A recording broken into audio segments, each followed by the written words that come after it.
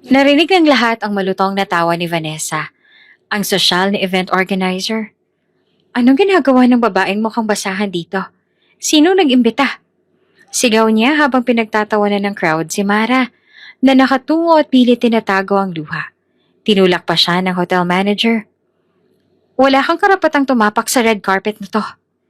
Muntik na siyang matumba nang biglang may boses na umalingaw-ngaw, malamig at mabagsik. Stop this nonsense! Natahimik ang lahat, napalingon, at doon nila nakita si Damian, ang bilyonaryong boss. Nanlaki ang mga mata niya habang nakatitig kay Mara. Mara? Bago ka pa lang sa channel neto, ibang kwento ni Ate Jane, istorya mo, ikwento ko. Huwag kalimutang pindutin ang notification bell at subscribe button. Ang Regalia Grand Hotel ay kumikislap sa gabing iyon. Ang lobby ay puno ng mamahaling bulaklak. Mula Europe ang mga chandelier ay nagliliwanag na parang maliliit na araw. At ang carpet ay dinadaanan ng mga kilalang personalidad. Isa itong event na hindi basta-basta makakapasok ang ordinaryong tao. Nakarating si Mara na suot lamang ang isang simpleng puting bestida. Walang mamahaling alahas, walang mamahaling clutch bag. Ang bitbit niya ay luma at gasgas na, ngunit iyon lamang ang meron siya. Huminga siya ng malalim bago pumasok.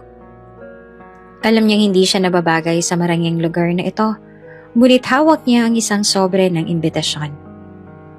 Good evening. Bati niya sa guard sabay abot ng sobre. Tiningnan siya ng gwardya mula ulo hanggang paa. Bago pa man niya makumpirmang imbitasyon, narinig niya na ang tawa ni Vanessa, ang kilalang event organizer. Oh my gosh! Malakas na sabi ni Vanessa sabay turo kay Mara. Sino ba tong mukhang napadpad lang mula sa Divisoria? Tingnan niyo ang damit niya. Basahan ng peg. Halakhakan ang sagot ng mga tao. Ang mga babaeng naka-designer gowns ay nagtakip ng bibig habang natatawa. At ang mga lalaking nakatuksido ay nagbubulungan. Baka caterer na naligaw. O baka tagalinis ng CR dito. Bakit siya nandito? Sa red carpet pa. Namulang pisngi ni Mara, ngunit pinilit niyang itaas ang kanyang mukha. May imbitasyon ako. Mahinahon niyang sagot. Ngunit bago pa man makita ng guard ang sobre, pumasok ang hotel manager. Isang lalaking nakaitim na suit at may suot na nameplate na kumikintab. Tumaas ang kilay nito. Miss, maling pinasukan mo. Exclusive ang event na to. Hindi basta-basta pumapasok ang kung sino-sino lang. Pero may imbitasyon po ako. Sagot niya sabay abot ng sobre. Nanginginig ang kamay niya. Nangingibabaw ang hiya sa sarili. Tiningnan lang iyon ng manager sandali. Tapos ay ibinalik sa kanya nang hindi malang binuksan. Fake to, sigurado. Hindi ka bagay dito. Nakakahiya sa mga guests namin kung hahayaan ka namin pumasok. Kaya please, umalis ka na. Itinulak siya ng marahan ngunit madiin. Napaatras si Mara, muntik nang madapa. Tingnan niyo siya, nagpipilit pa. Sigaw ni Vanessa. Hindi talaga alam ng iba kung saan sila nababagay. Girl, this is not your world. You belong sa kalsada, hindi dito. Muling naghalakhakan ng crowd. May ilang kumuha pa ng cellphone at kinunan siya ng litrato sabay sabing, pang-viral to bukas. Basahan sa red carpet. Hindi na napigilan ni Mara ang pagpatak ng luha. Pinilit niyang pinahid ito gamit ang palad, pero lalo siyang naging tampulan. Grabe, iyak pa more. Biro ng isa. Siguradong gold digger to. Baka naghahanap ng mayamang mabibiktima. Dagdag pa ng isa. Gusto niya nang tumakbo palabas, pero tila ba pinako ang kanyang mga paa sa sahig. Ang dignidad na pilit niyang pinanghahawakan ay unti-unting nadudurog. Lumapit muli ang manager. Mas mapangahas na ngayon. Security? Tawag niya. Palabasin ang babaeng to bago siya magkalat pa ng kahihiyan dito sa hotel. Dalawang gwardya agad ang sumulpot at hinawakan si Mara sa braso.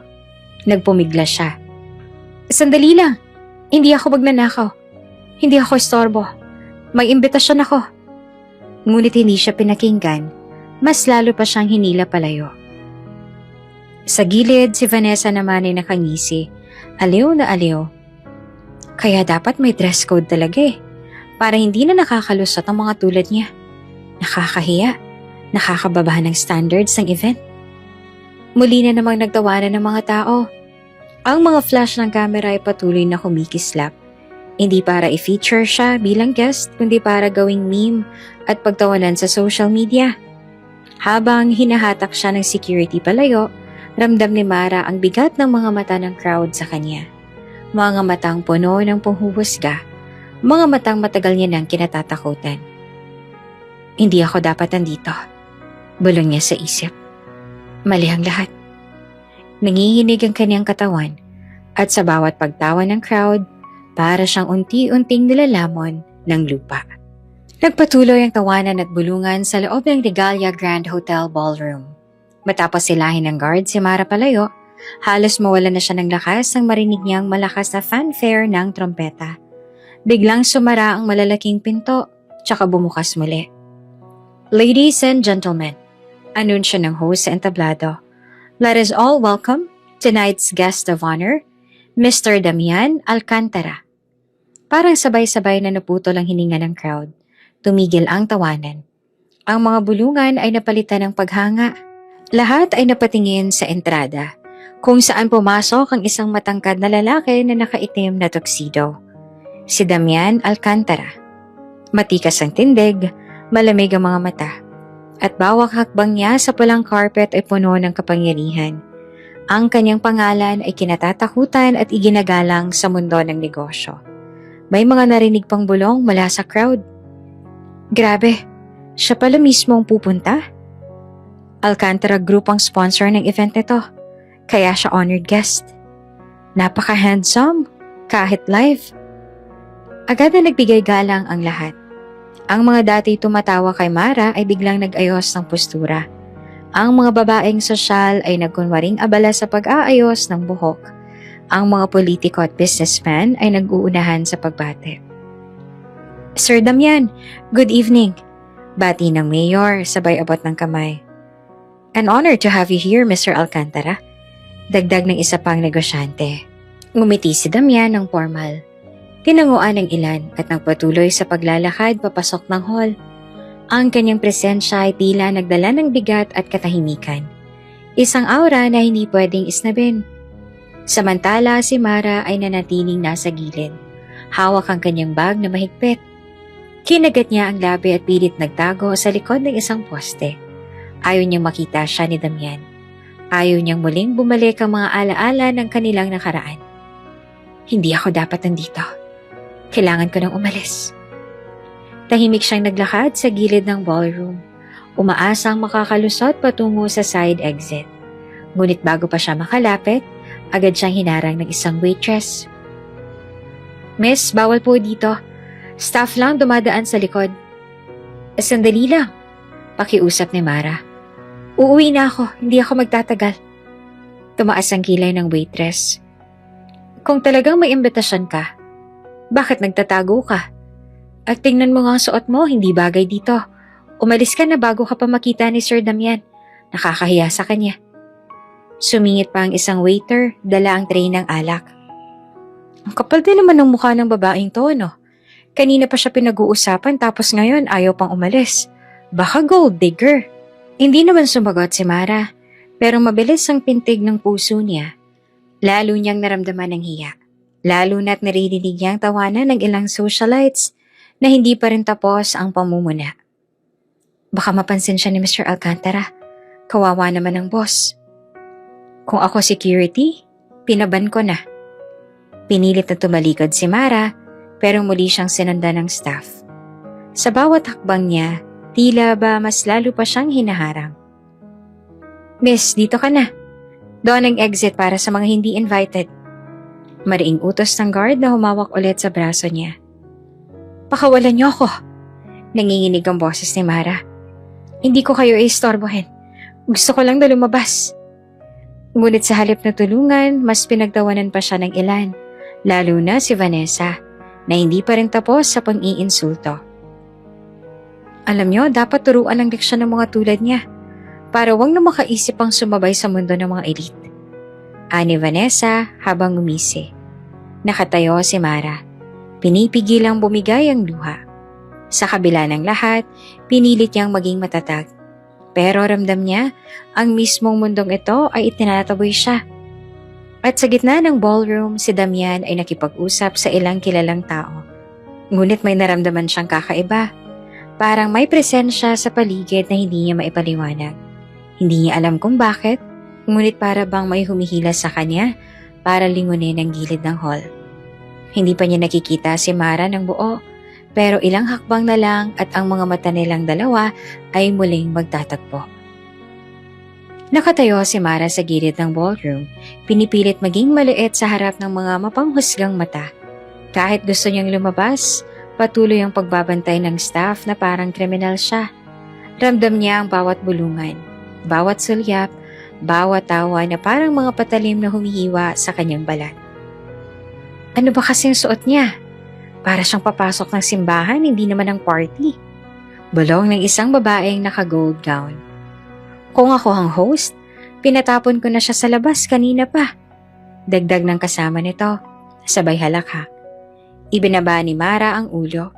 Pilit na tinatakpan ang kanyang mukha sa pamamagitan ng buhok. Ngunit mas lalo lang siyang napansin. Hoy, iyakin pala si ate. Singit ng isang binatilyong guest. Hawak ang baso ng champagne. Relax, enjoy ka na lang. Gusto mo? Itinaas niya ang baso. Tila nang aalok. Pero biglang ibinuhos iyon sa dibdib ni Mara. Oops! Kunwari gulat ng binata. Sorry, madalas ang kamay. Halaka ka ng sumunod. Ang mga mata ng crowd ay tila uhaw si eksena. Aliw na aliw sa pagkakabasa ni Mara. Dumaloy ang malamig na alak mula sa leeg pababa sa kanyang bestida. Iniwan siyang basang-basa at lagkit na lagkit. Diyos ko, tingnan niyo, parang naligo sa alak. Sigaw ng isa. Walang breeding, sumama pa sa party ng mayayaman. Dagdag pa ng isa. Napaatras si Mara. Nanginginig ang kamay habang pilit pinupunasan ng bestida gamit ang maliit niyang bag. Ngunit sa bawat galaw niya ay mas lumalakas ang tawanan ng mga tao. Maghahanap kaya siya ng tissue? Huwag kang mag-alala ate, baka sa kusina may basahan. Ha, bagay nga sa kanya. Basahan para sa basahan. Hindi na napigilan ni Mara ang pagbagsak ng luha. Hindi niya na kayang ikuble ang hiya. Gusto niyang sumigaw. Gusto niyang ipamukha sa kanila na wala silang alam sa tunay niyang pinagdaanan. Ngunit wala siyang boses sa mundong iyon. Humakbang siya palayo, nagtatangkang umalis. Ngunit sa gitna ng red carpet ay natapilok siya. Napakapit siya sa gilid ng mesa ng wine. Ngunit dumulas ang baso at bumagsak sa sahig. Nagkalat ang bubog at alak sa paligid. Ay, Diyos ko! Sigaw ng isang babae. Clumsy pa! Dagdag ng isa, sabay hagalpak ng tawa. Nakadapa si Mara sa red carpet. Nanginginig. Pilit bumabangon habang pinagtatawanan ng lahat. Ang ilan ay kumuha pa ng video gamit ang cellphone. Sayang, trending na to mamaya. Lagyan ng caption yan. Basahan sa red carpet. Hinila niya ang sarili patayo. Pinupunasan ng luha gamit ang likod ng kamay. Nanginginig ang tuhod niya at halos bumigay na ang kanyang katawan. Ngunit pinilit niyang humakbang. Umalis ka na, girl.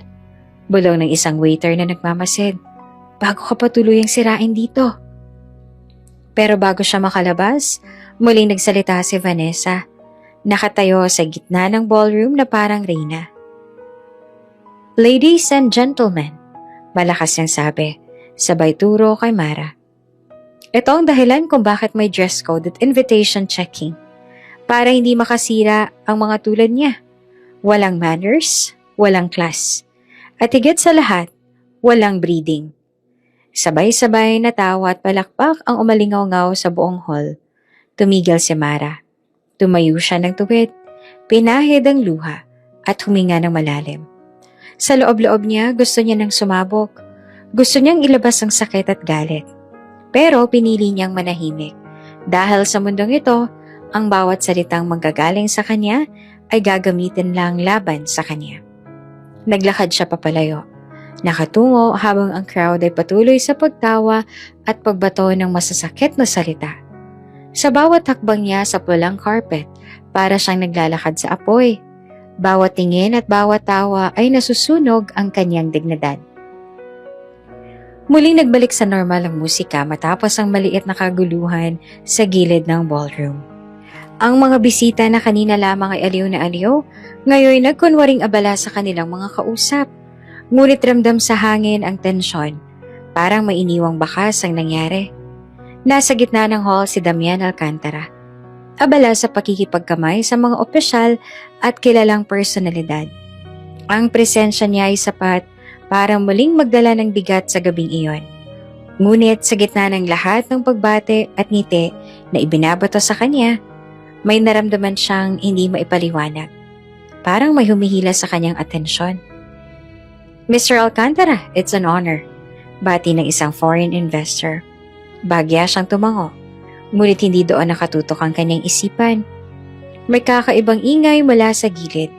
Hindi halakhak, hindi palakpak. Isang uri ng tensyon na hindi akma sa engranding selebrasyon. Dahan-dahan siyang lumingon. Sa dulo ng red carpet may babaeng nakatalikod. Pilit binubuhat ang sarili mula sa pagkakaupo. Basang-basa ang kanyang bestida. May bakas ng alak sa tela at halatang nanginginig pa ang mga kamay. May staff na nag-aayos ng nabasag na baso, habang ang ilang bisita naman ay nagkakatinginan pa rin. Hindi makapaniwala sa eksenang nasaksihan. Napako ang tingin ni Damian. Hindi. Mabigat ang bawat takbang niya habang dahan-dahang lumapit. Hindi siya nakikinig sa mga tinig na patuloy na bumabate sa kanya. Ang lahat ng tunog sa paligid ay tila naglaho, maliban sa pintig ng kanyang puso na bumibilis sa bawat segundo. Unti-unting nag-angat ng ulo ang babae. At doon, nasinayan niya ang mga mata na mapurol, puno ng pagod, ngunit imposibleng hindi niya makalala. Mga matang minsan ay naging tahanan niya, minsang minahal ng higit sa lahat. Tumigil ang kanyang paghinga. Nawala ang lahat ng tao sa kanyang paningin. Ang tanging naiwan ay siya at ang babaeng matagal niya nang iniwasan sa kanyang alaala. Mahina, nanginginig, halos pabulong. Bumigkas siya ng isang pangalan. Mara? At sa isang iglap, natigil ang lahat ng bulungan at galaw sa paligid. Parang mismong oras ay huminto, habang ang buong ballroom ay sakses sa pagbabalik ng isang nakalipas na hindi nila inaasahang muling mabubuksan. Mara? Ang pangalan ay bumulong mula sa labi ni Damian at para bang pinutol nito ang hangin sa buong silid. Lahat ng bisita ay napatingin. Hindi sa babaeng basang-basa ng alak, kundi sa reaksyon ng bilyonaryong kilalang kilala sa pagiging malamig at matatag. Kasunod noon umalingaw-ngaw ang kanyang boses. Malamig, mabigat at puno ng galit. Stop this nonsense! Naputol ang tugtog ng banda. Ang violinista ay muntik nang mabitawan ng hawak at ang drummer ay natigilan na parang may nagputol ng kuryente. Ang katahimikan ay bumalot sa buong ballroom. Lumakad si Damian papunta sa gitna. Bawat hakbang ay mabigat na parang hampas sa dibdib ng lahat ng naroroon. Walang sino mang naglakas loob humarang. Ang mga bisita na kanina lamang ay nagtatawanan at nagsisigawan ay biglang nag-ayos ng postura at nagkunwaring inosente. Tinutok niya ang tingin sa hotel manager. Ikaw, nanigas ito sa kinatatayuan at namutla. Sir, I can explain. Explain? Singhal ni Damian. Dumagundong ang tinig. You allow this to happen in my presence? Pinahiya ninyo ang isang babae sa mismong event na dala ang pangalan ko. Walang makapagsalita. Ang crowd ay nagbulungan, ngunit walang naglakas loob na magsalita ng malakas. Lumipat ang malamig na tingin ni Damian kay Vanessa, ang event organizer. And you, ikaw ang nag-imbita ng mga bisita. Is this how you run an event? By humiliating a guest? Kumunot ang noon ni Vanessa, pilit na ngumiti. Pero nanginginig ang labi. Sir, I was just maintaining the standard of the party. Standard? Matalim na putol ni Damian. Since when is cruelty the standard? Natahimik ang lahat. Ang mga taong kanina lamang ay aliw na aliw sa kahihiyan ni Mara, ngayon ay parang napaso sa kanilang mga upuan. Ang ilan ay mabilis na ibinaba ang cellphone na kanina pa nakatutok sa eksena. Takot na baka mahuli ni Damian. Umangat ang boses niya, mas mariin. Listen carefully. I will not tolerate this. Effective immediately. Huminto siya. Tinitigan ng manager na halos lumuhod na sa kaba. Suspend the license of this hotel. Parang sabay-sabay na bumuntong hininga ang mga tao. What?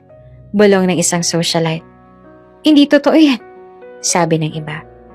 Ngunit mariin ang mukha ni Damian. Hindi siya nagbibiro. Sir Damian, please. Halos lumuhod ang manager. Pawisan kahit malamig ang aircon.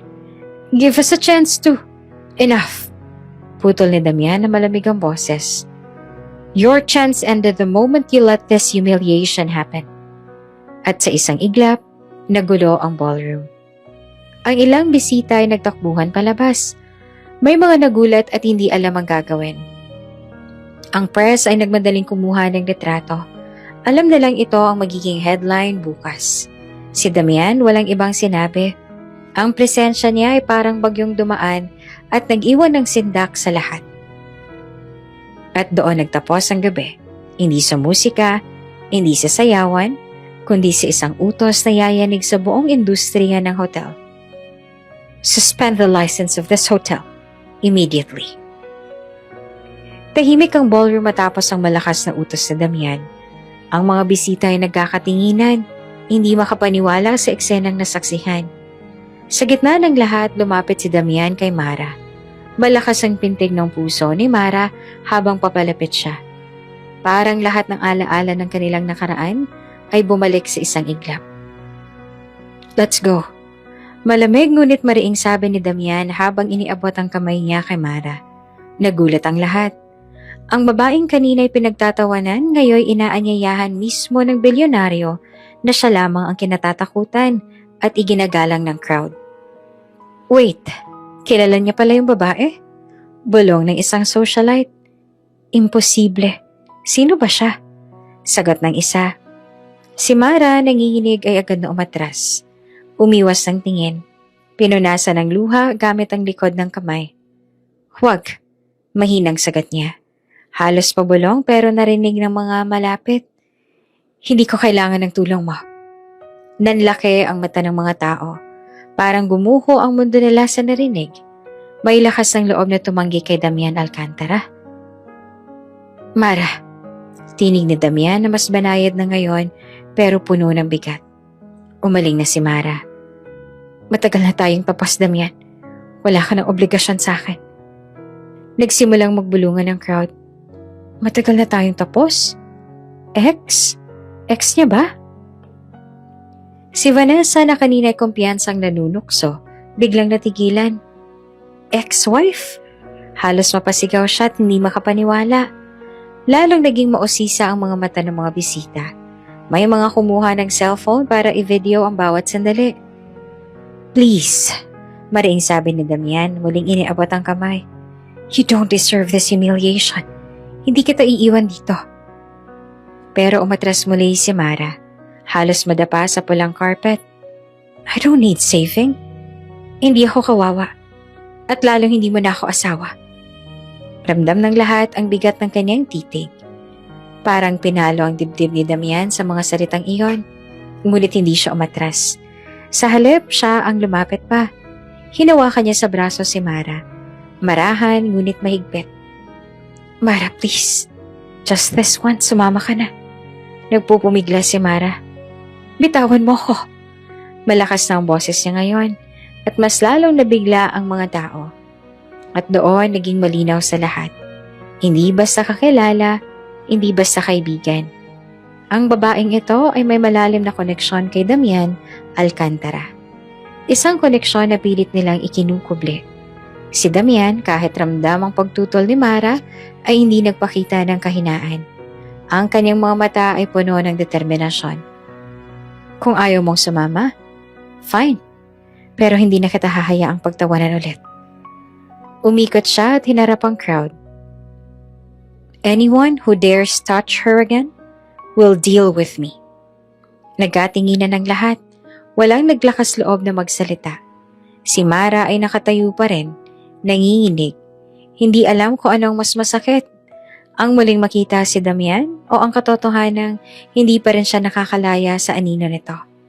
At sa gabing yon, ang ingranding selebrasyon ay tuluyang nauwi sa isang revelasyong hindi makakalimutan ng lahat ng naroon. Ang ex-wife ng bilyonaryo ay bumalik at ipinahiya nila mismo. Habang nakatingin si Mara kay Damian, tuloy-tuloy ang pagpatak ng luha sa kanyang pisngi. Pilit niyang pinipigilan, ngunit bumabalik sa kanyang alaala ang lahat. Ang mga ilaw ng lungsod na kumikislap sa labas ng bintana ay tila nagiging imahe ng nakaraan, ang araw ng kanilang kasal. Noon, sa isang maliit na simbahan sa probinsya, nakasuot si Mara ng isang simpleng puting gown. Hindi mamahalin, ngunit suot niya ito ng may buong pagmamahal. Ang bulaklak na hawak niya ay binili lamang sa palengke. Ngunit sa kanyang mga mata, sapat na ito para maging pinakamagandang kasal. Sa harap ng altar naghihintay si Damian. Hindi pa siya bilyonaryo noon. Ngunit halata na ang tika sa talino niya. Nakabarong Tagalog. Medyo pawisan sa kaba, ngunit puno ng tuwa ang kanyang mga mata nang makita si Mara na papalapit. Ang ganda mo, bulong niya habang lumalapit ito sa kanya. Napangiti naman si Mara. Simpleng gown lang to. Hindi, tugon ni Damian, hawak ang kamay niya. Hindi ko kailangan ng marangyang kasal. Ikaw lang, sapat na. Naroon ang ilang kaibigan at kapitbahay. Masaya, nagpalakpakan nang sila'y magsumpaan ng pagmamahalan. Ang pare ay nagtanong, Damian, tatanggapin mo ba si Mara bilang iyong asawa? Sa hirap at ginhawa? Tatanggapin ko, mariin niyang sagot. At kay Mara naman, tatanggapin mo ba si Damian? Oo, umiiyak na sagot niya. Buong puso. Paglabas sila ng simbahan, walang limousine. Walang mamahaling bulaklak na naghihintay. Ang meron lamang ay isang lumang kotse na hiniram ni Damian sa kanyang tiyuhin. Ngunit hindi iyon mahalaga. Magkahawa kamay silang umalis. Puno ng pangarap at pagmamahalan. Ngunit hindi nagtagal nagsimulang pumasok ang intriga. Hindi ka bagay sa kanya. Bulong ng kapatid ni Damian kay Mara noon. Wala kang maibibigay na karangyaan. Pabigat ka lang.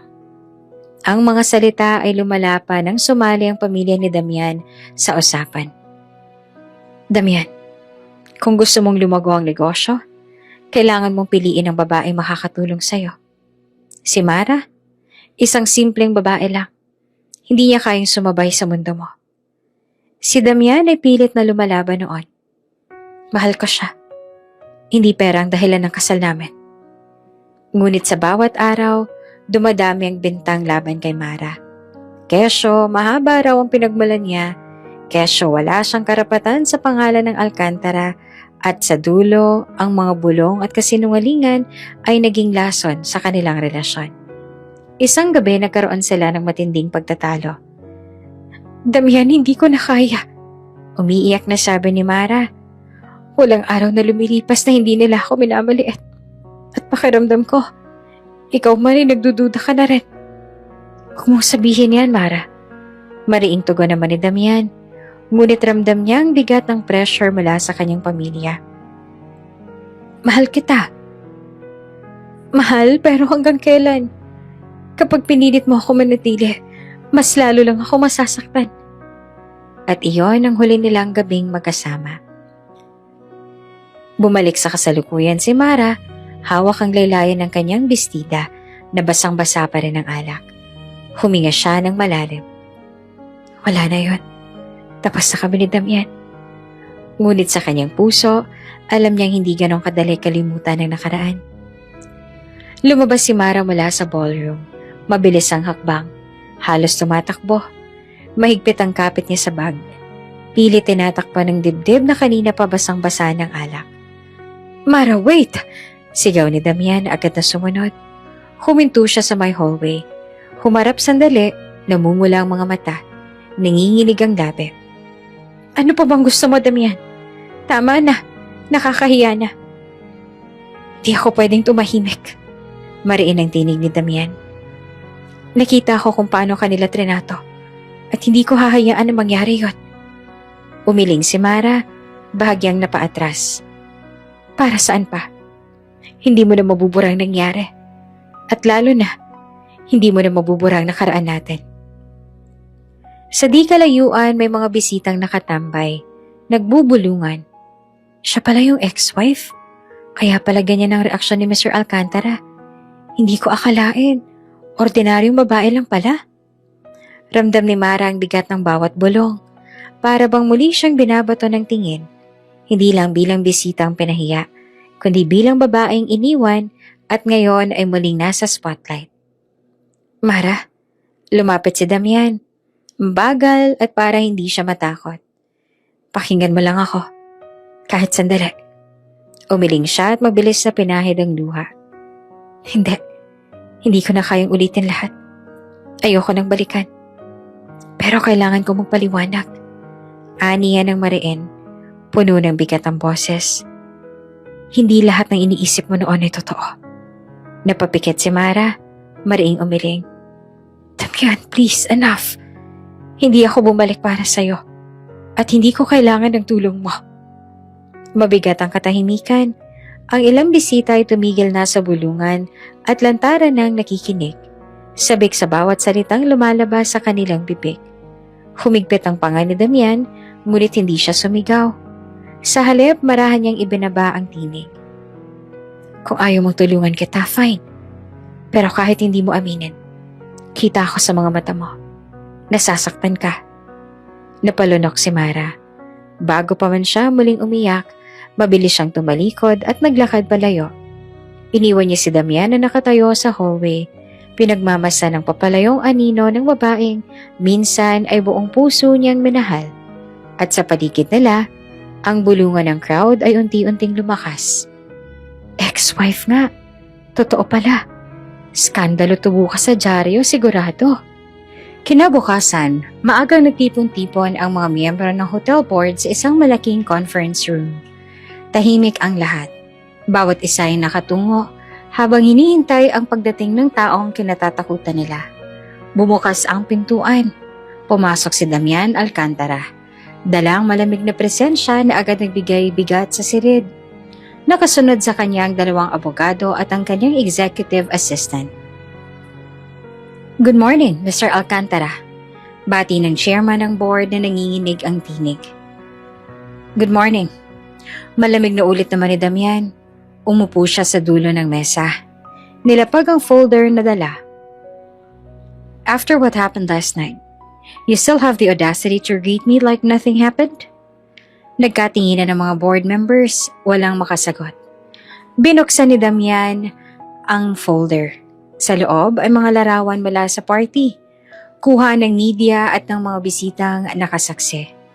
Nakita nilang muli si Mara, basang-basa ng alak. Pinagtatawanan habang ang manager at staff ay walang ginawa. This, mariing sabi ni Damian ay tinuro ang litrato, happened inside your hotel, under your watch. Sir, we apologize. Putol agad ni Damian ang isa. Apology won't fix. Mariin ang tinig niya. I will make this clear.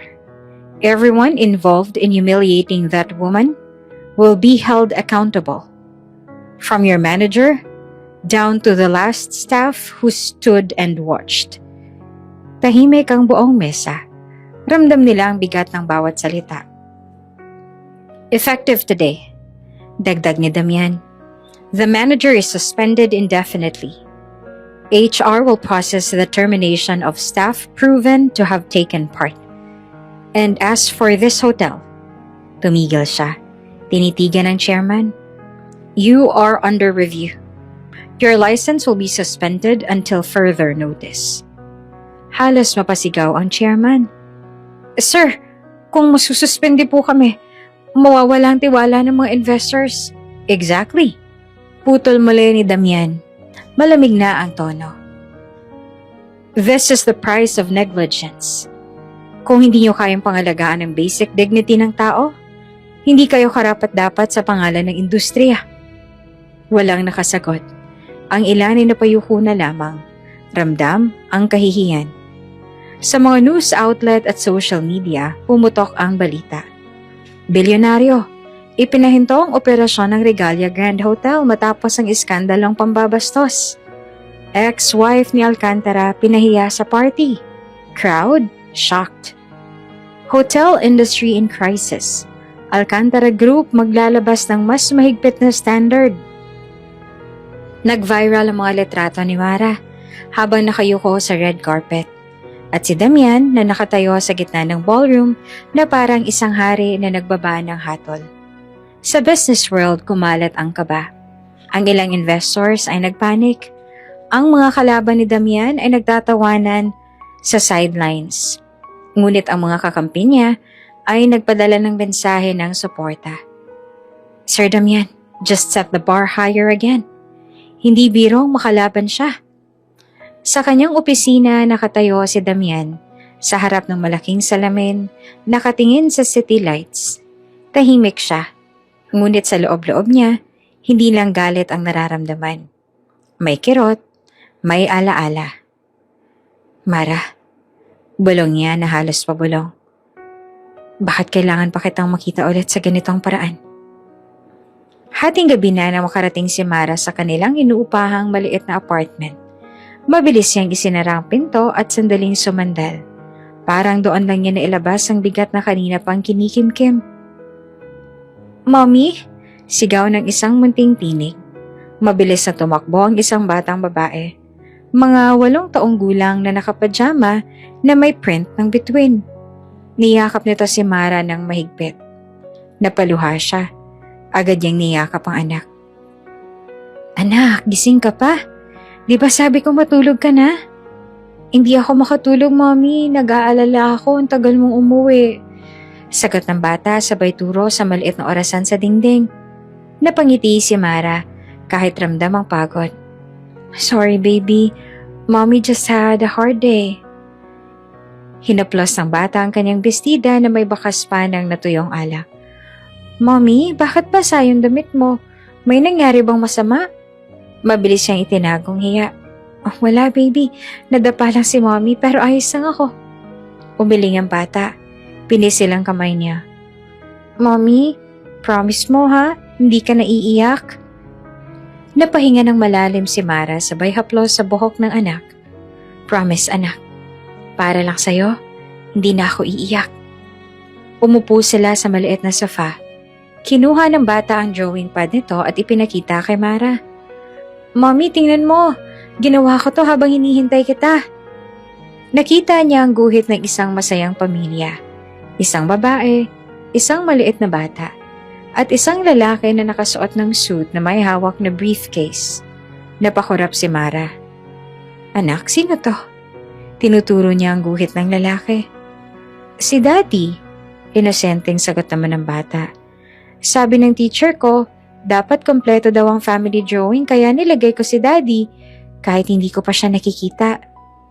Parang tinusok ang puso ni Mara. Mabilis siyang tinago ang drawing sa dibdib. Anak, hindi mo na kailangan ng Daddy para maging masaya. Nandito si Mommy. Ngumiti naman ang bata, ngunit may lungkot sa mga mata. Pero Mommy, lahat ng classmates ko may Daddy. Ako lang ang wala. Hindi na nakasagot si Mara. Yumakap na lang siya ng mahigpit sa anak. Pilit tinatago ang katotohanan. Sa kanyang opisina, si Damian ay nakaupo pa rin. Hawak ang isang baso ng alak ngunit hindi niya iniinom. Paulit-ulit na bumabalik sa isipan niya ang mukha ni Mara. Basang-basa, nakatungo, umiiyak. May mga tanong na hindi niya mabura. Bakit siya bumalik? Anong tinatago niya? Ngunit ni minsan, hindi niya naisip na may isang batang naghihintay sa maliit na apartment. Batang may parehong anyo ng kaniyang mga mata. Maaga pa nang magkita si Damian at Mara sa isang cafe na malapit sa opisina niya. Hindi na ito isang engranding ballroom. Isang simpleng lugar na may amoy ng bagong giling na kape, mga taong abala sa laptop at tahimik na musika sa background. Ngunit para kay Mara, ang simpleng cafe na iyon ay parang korte kung saan siya huhusgahan muli. Pumasok si Damian, diretso ang lakad, seryoso ang mukha. Nakaupo na si Mara sa isang sulok, nakayuko at mahigpit na hawak ang bag.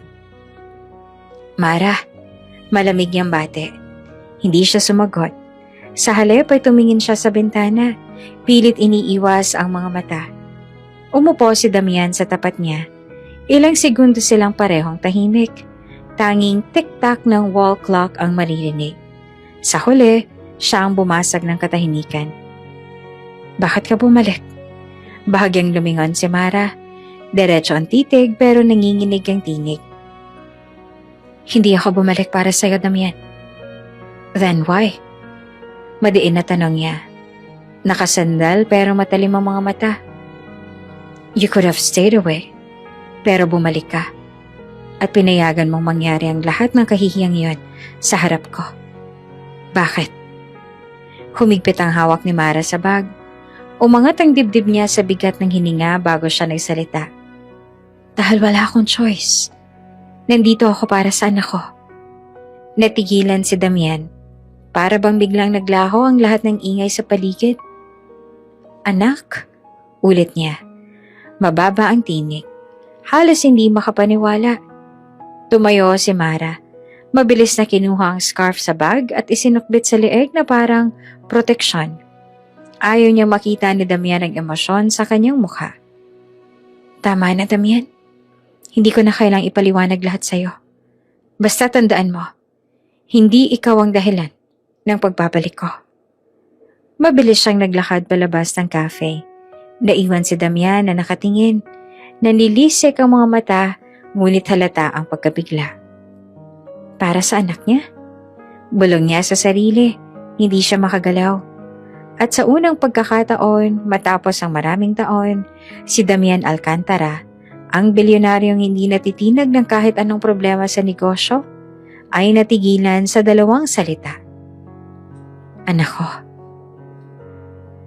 Nasa loob ng opisina si Damian, malapit ng maghating gabi. Tahimik ang buong palasyo ng kanyang kumpanya, ngunit gising pa rin ang ilaw sa kanyang mesa. Nakahawak siya sa isang folder ng dokumento, pero hindi iyon ang laman ng isip niya. Sa mesa, nakapatong ang cellphone niya na may litratong ipinadala ng isang investigator na inutusan niyang sundan si Mara. Dahan-dahan niyang binuksan. Isang litrato ng batang babae. Nakangiti, hawak ng isang stuffed toy. Nakatayo sa harap ng maliit na paaralan. Napalunok si Damian, inilapit niya ang screen at unti-unting nanlaki ang kanyang mga mata. Ang hugis ng mukha, ang mata, maging ang manipis na ngiti, parang salin mula sa kanyang pagkabata. Imposible, bulong niya.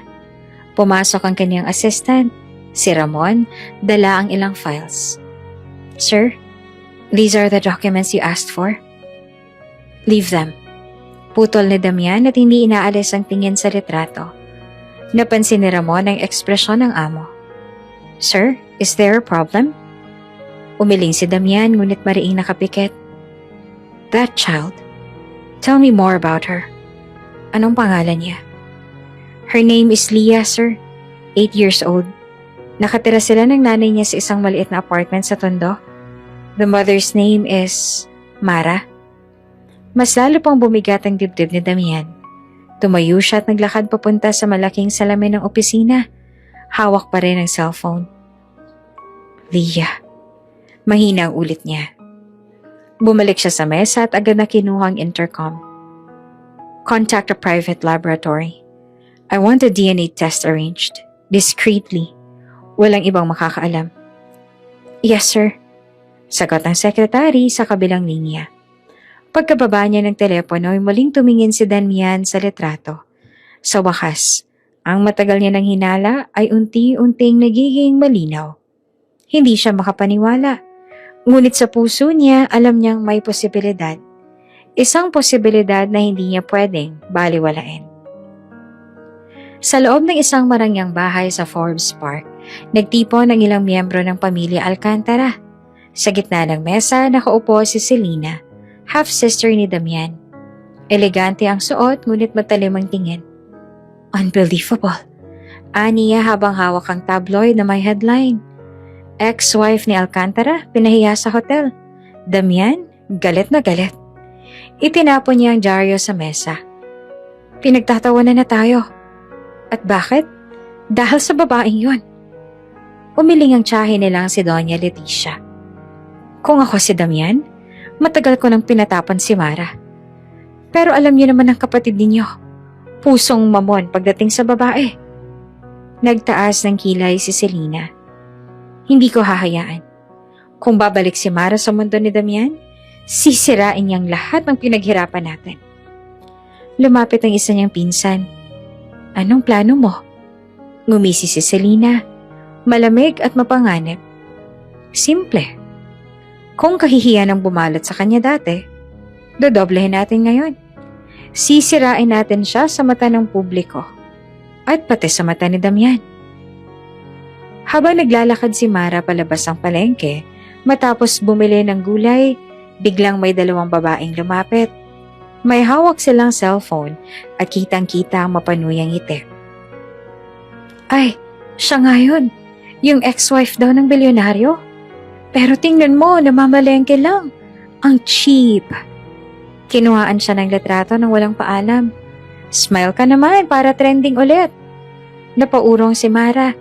Itinago ang mukha gamit ang echo bag. Please, huwag niyo na akong gambalain. Ngunit hindi siya pinakawalan.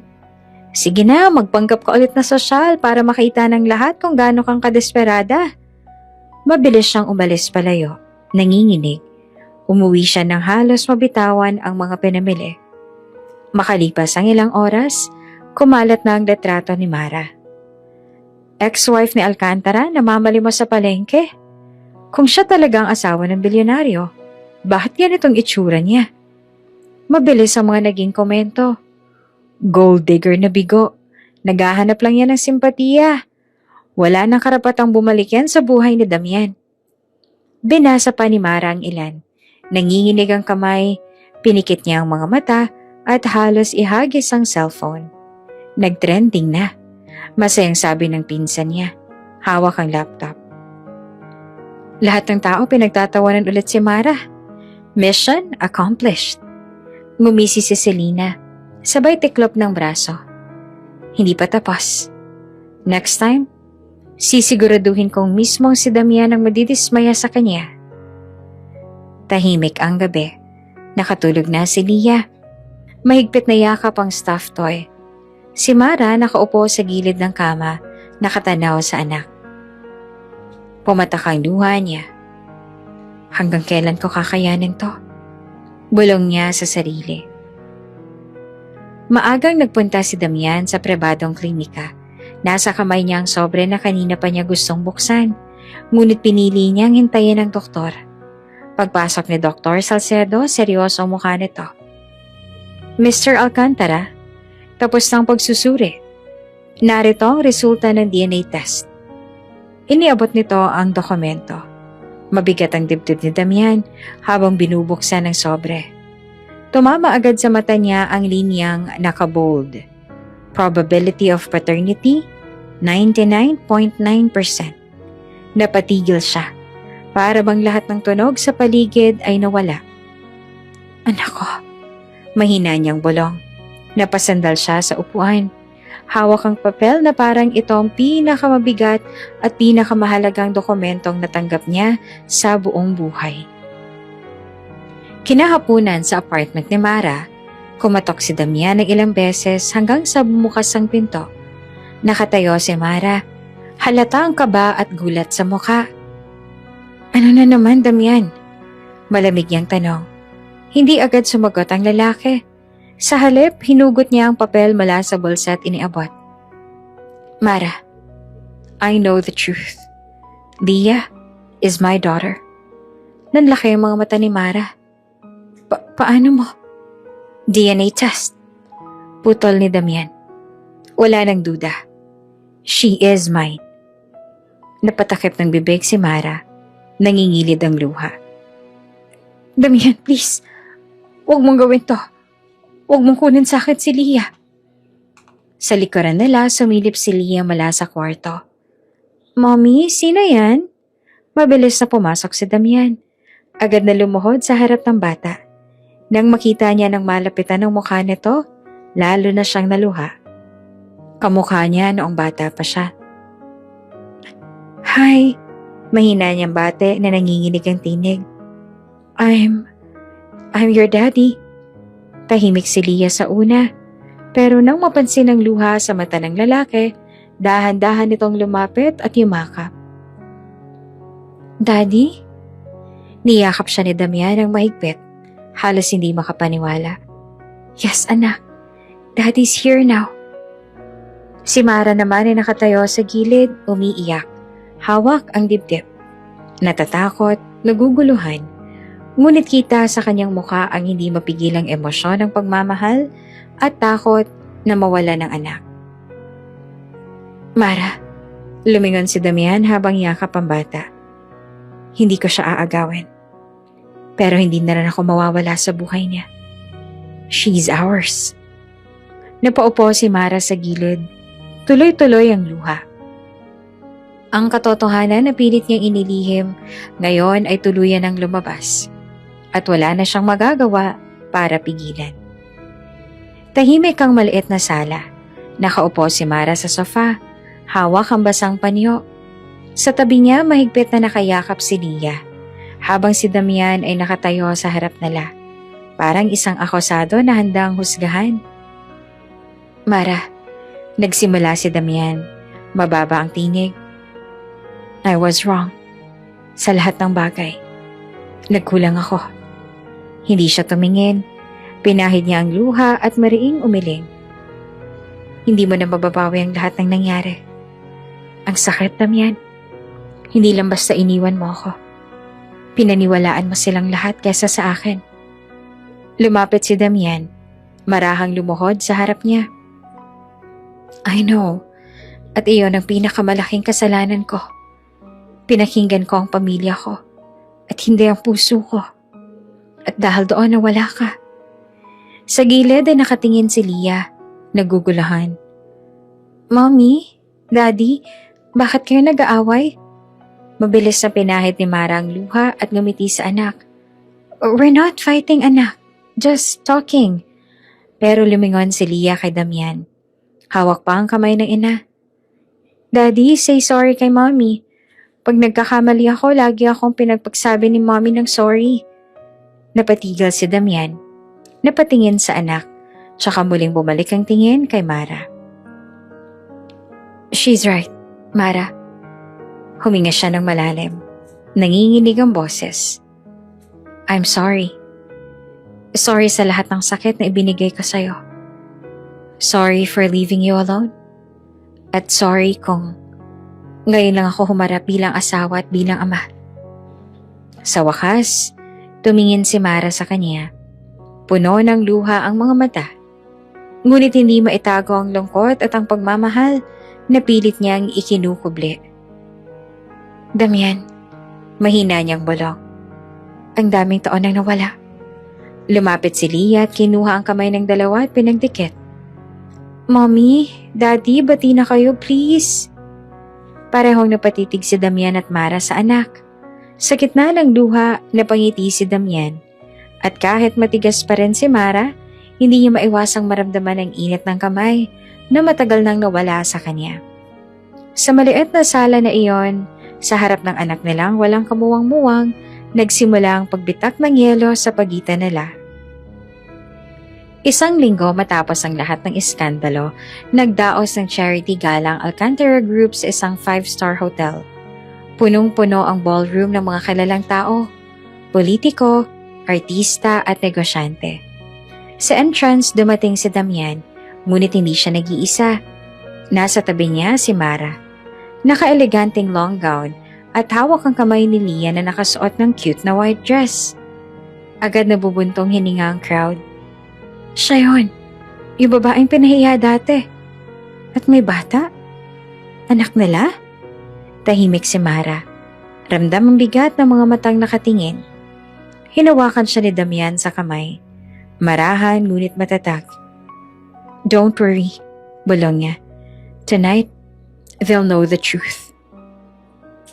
Umakyat si Damian sa podium, hawak ang mikropono. Tumigil ang musika, at lahat ng ilaw ay nakatutok sa kanya. "Ladies and gentlemen," panimula niya.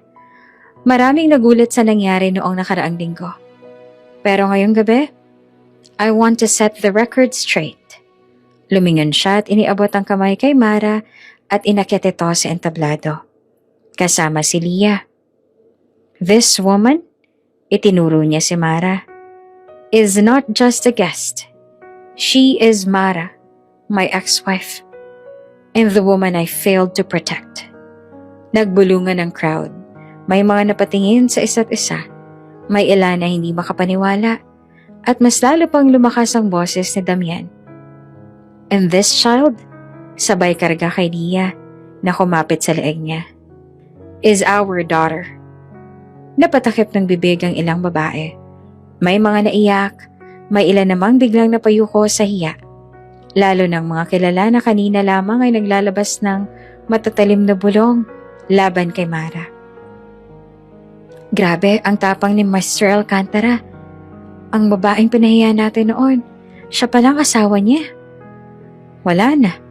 Tayo tuloy ang napahiya. Sa gilid ng entablado nakatayo si Vanessa. Hindi siya makagalaw.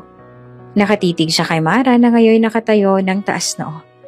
Hawak ang mikropono, muling nagsalita si Damian. "Hindi ko nahahayaang masaktan muli ang pamilya ko. So from this day on, if anyone dares to disrespect them, you will answer to me." Nagpalakpakan ng ilan. Ang mga mata na lumuha, ramdam ang bigat ng kanyang pahayag. Nilingon ni Damian si Mara. Marahang hinawakan ang kamay nito. Kahit hindi pa siya sumasagot, alam niyang naririnig ng buong crowd ang tibok ng puso nila sa katahimikan ng sandaling iyon. Maagang umaga, nasa opisina si Damian nang biglang pumasok ang kanyang assistant. Halata ang kaba sa mukha. "Sir, we have a problem. May breach sa system ng Alcantara Holdings. Someone's trying to siphon the funds." Mabilis na tumayo si Damian. "What? Kanino galing?" "Hindi pa namin alam, sir, pero mabilis ang galaw nila. Kung hindi maaagapan, milyones ang mawawala." Si Mara na naroon para ihatid si Leah sa school bago pumasok si Damian ay nakarinig ng usapan. Lumapit siya. "Damian, anong nangyayari?" "Sabotahe." Maikling sagot niya. Seryoso ang mukha. "And it looks like insider ang gumagalaw." Naka-on ang malaking projector, pinapakitang mabilis sa paglilipat ng pondo sa offshore accounts. Nagpapanik ang ilang executive. "Sir, hindi namin matrace. Blocked ang access codes. Baka kailangan na nating isara ang system." Biglang nagsalita si Mara. Nakatayo sa likod. "Wait, don't shut it down yet." Nagtinginan ng lahat. Miss Mara, you don't understand. This is technical." Ngunit lumapit siya sa laptop. "Ang kapatid ko dati IT specialist. Tinuruan niya ako ng basic tracing. Tingnan niyo tong pattern, hindi random. Pare-pareho ang oras ng transfers. Every 30 seconds, may iisang access point." Napakunot ang noon ng head of IT. Tiningnan ng screen at biglang nanlaki ang mata. "She's right. May butas pa. Pwede nating i-counter." "Then do it," utos ni Damian. Ngunit nagatubili ang IT head. "Kung magkamali tayo, baka tuluyang mawala ang system." Huminga ng malalim si Mara. Hinawakan ang keyboard. "Let me try. Kung gagamitin ko ang backdoor sa audit files, pwede nating i-freeze ang transfer bago umabot sa final account." Napatitig sa kanya si Damian. "Are you sure?" Matatag ang tingin ni Mara. "Yes. Trust me this time." Mabilis ang daliri ni Mara sa keyboard. Sa screen, tumatakbo ang mga code at linya ng data. Ang bawat segundo ay parang bomba na malapit ng sumabog. 20 seconds left before next transfer. Sigaw ng isa. Almost there. Sagot naman ni Mara na pawis ang noo. 10 seconds. Si Mara ay mabilis na nag-type ng override code. Come on, please work. Nag-flash ang screen ng pula, tsaka bigla naging berde. Transfer failed, account frozen. Napasinghap ang lahat. We did it! Sigaw ng IT head. Mabilis na bumagsak ang balikat ni Mara. Ngunit ngumiti siya sa wakas. Safe ng funds. Hindi na sila makakagalaw. Tahimik ang boardroom. Lahat ay nakatingin kay Mara. Hindi makapaniwala. Lumapit si Damian, seryoso ang mukha ngunit kita ang paganga sa mga mata. Mara, you saved my company. Bahagya siyang ngumiti, ngunit agad ding umiwas ang tingin. Ginawa ko lang ang tama. Ayoko masira ka sa mata ng lahat. Hinawakan ni Damian ang kamay niya. Marahan pero matatag. No, Mara. You didn't just save the company. You reminded me why I fell in love with you in the first place. Natigilan si Mara. Hindi siya nakasagot. Ngunit sa loob-loob niya, ramdam niyang totoo ang bawat salita. Hapon sa isang hardin na pinalamutian ng puting bulaklak at maliit na ilaw, tahimik na naglakad si Mara. Hawak ang kamay ni Lia.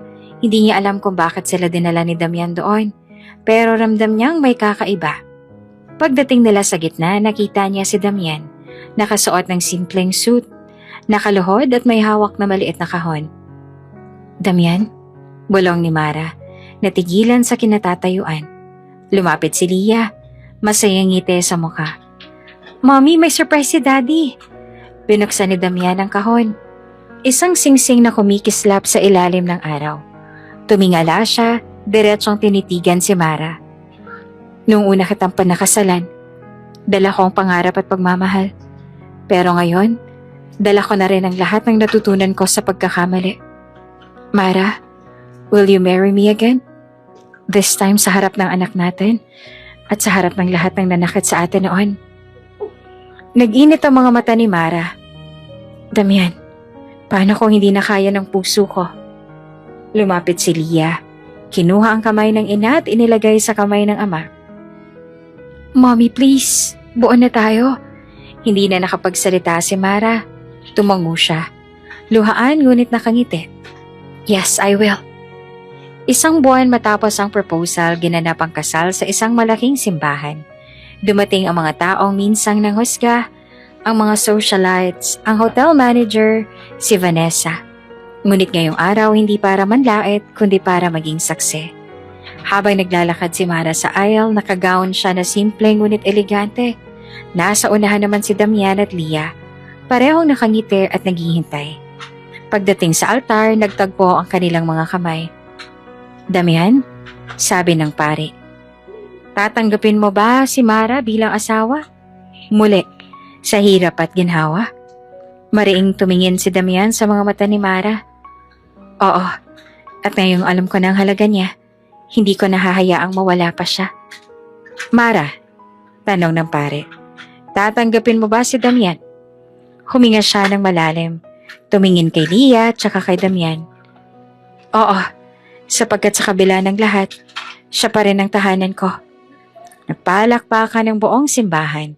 Ang mga dating nanlait ay napayuko. Ang iba hindi napigilang maiyak. Matapos ang kasal, nagtipon ang lahat sa hardin. Habang nagsasayaw si Damian at Mara kasama si Lia, lumapit ang press. Sir Damian, any message? Tumingin siya kay Mara sabay hawak sa kamay nito. Minsan, ang babaeng pinahiya ng mundo, siya rin ang magpapabagsak sa kanilang kayabangan. Niyakap niya si Mara at si Lia at sa wakas, buo na ang kanilang pamilya. Bago ka pa lang sa channel neto, ibang kwento ni Ate Jane, istorya mo, ikwento ko. Huwag kalimutang pindutin ang notification bell at subscribe button.